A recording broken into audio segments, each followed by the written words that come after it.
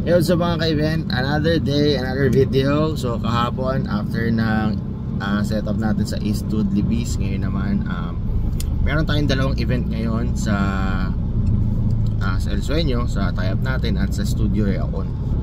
Alright, so yung isa natin sa El Sueño, papunta ako ngayon doon, ay binyag.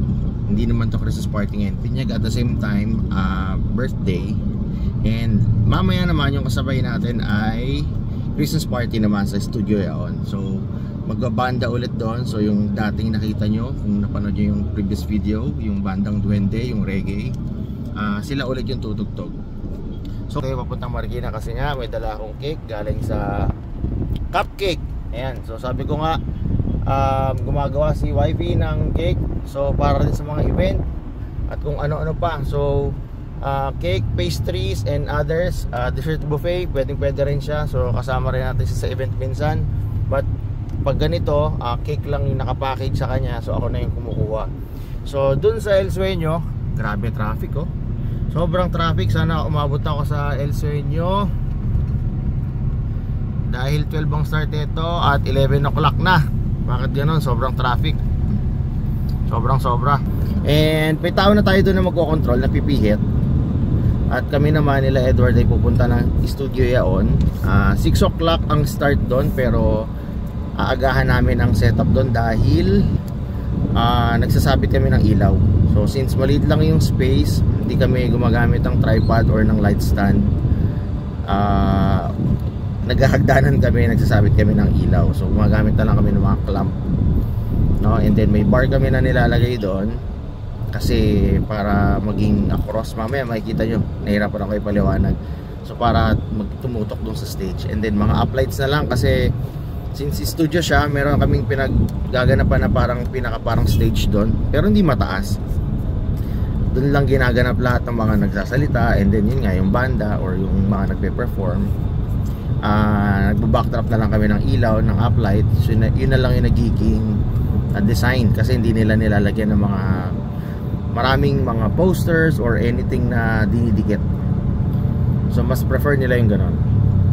So yun, siguro ano ba, later balikan ko ulit kayo. Grabe traffic. Oh, hindi maandar on, lapit-lapit lang oh.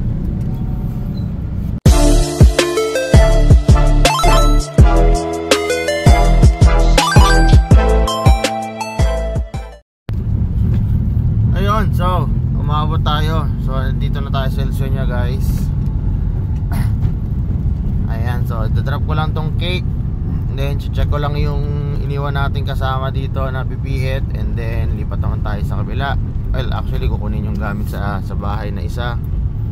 Ayan o, ako, buti na lang umabot tayo. Ayan, ito yan, bukas ng aircon. Ayan, so once again, nandito tayo sa El Sueño, Marikina. Ayan, so pag kailangan nyo ng events place dito sa Marikina, may parking, maluwag, ayan, pwede dito. Ayan, sige, baba muna ako dahil kailangan nating ibaba ang cake. So once again, ito yung brand. Ayan, Cupcake. Ayan, check nyo lang sa Facebook, pwede kayong umorder. Alright. Ayan, sa mga kaibigan, eto na naman tayo. So kanina nandun tayo sa El Sueño kasi meron tayong birthday at binyag. So dalawa nga yung event natin. So ngayon naman dito tayo sa dati. Ayan, Studio Yaon. Ayan, so Christmas party rin to. So ayan, sabit kami ng ilaw. Dahil hindi nga tayo gumagamit ng light stand dito para hindi masikip. So ayan, so nakakalat pa yung mga gamit natin. Yung mga house natin, yung monitor, ilaw natin, stand, tripod. So yung boot, iuusog pa tong boot sa dating pwesto. So ganon, mini pearl, nag natin. So ito yung mga ilaw natin. Hindi ko na nakunan yung yung pagpunta dahil ganun ulit, nasa taas kasi. So diyan kami dumaan, bakit dito, kapang dito. So inakyat ko muna bago mag video. Ayan. So, tatapusin muna namin ulit to. Maaga pa to. Actually, mga 6 pang start niya ito. Pero ngayon, mga anong oras pala? Mga 2 o'clock. So, para makapag-program na kami ng maayos ng ilaw, makapag-tono na kami, makapag-soundcheck na kami. And then sabi kasi may bandang darating. So, para ready na rin tayo sa mga wires. Ayan. Malinis yung mga wires natin. Okay. Napasensya na, medyo maingay. So, ayan. So, pasok tayo ulit.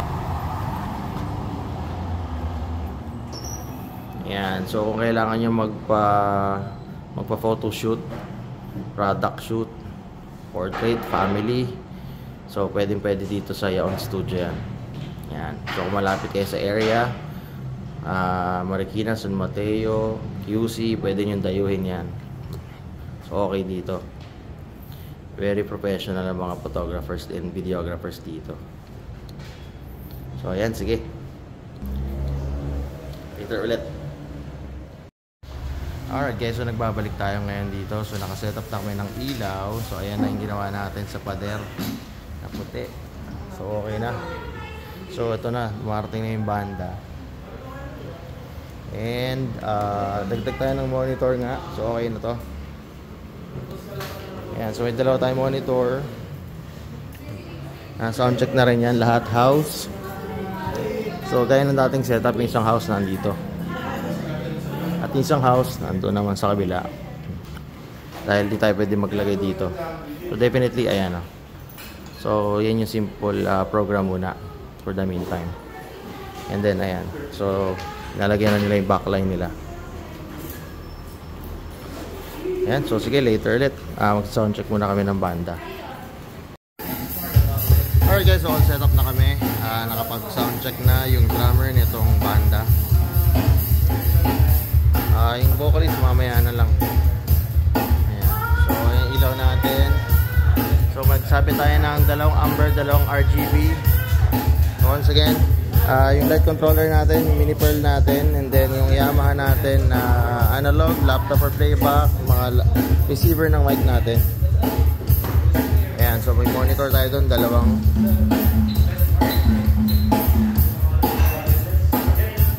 So, konti na lang to, siguro mga 30 minutes na lang mag-start na kami.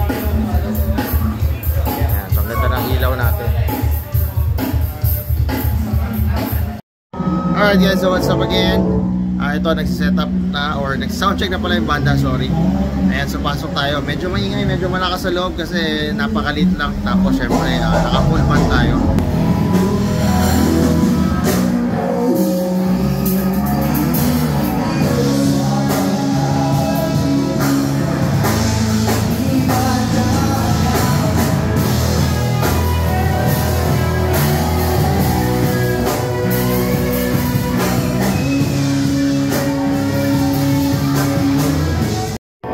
By the way, no?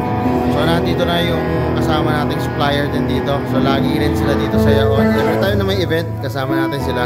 So ito yung Twist na mobile bar. Ayan. So sa food, ewan ko kung sinong magsusupply ng food sa kanila. Wala pa. So kami is all set na kami dito.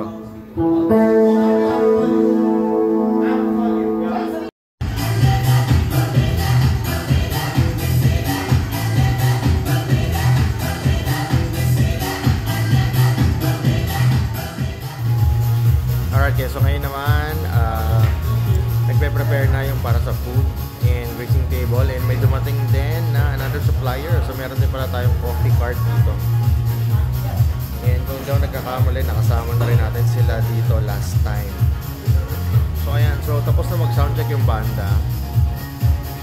Ayan, so nire-ready na lang yung mga food, and actually nandyan na rin yung ibang bisita. Ito yung gamit ng banda. And nilagyan na ng design or ng sulat yung pinaka wall. Ayan, so may humabol na naglagay nito.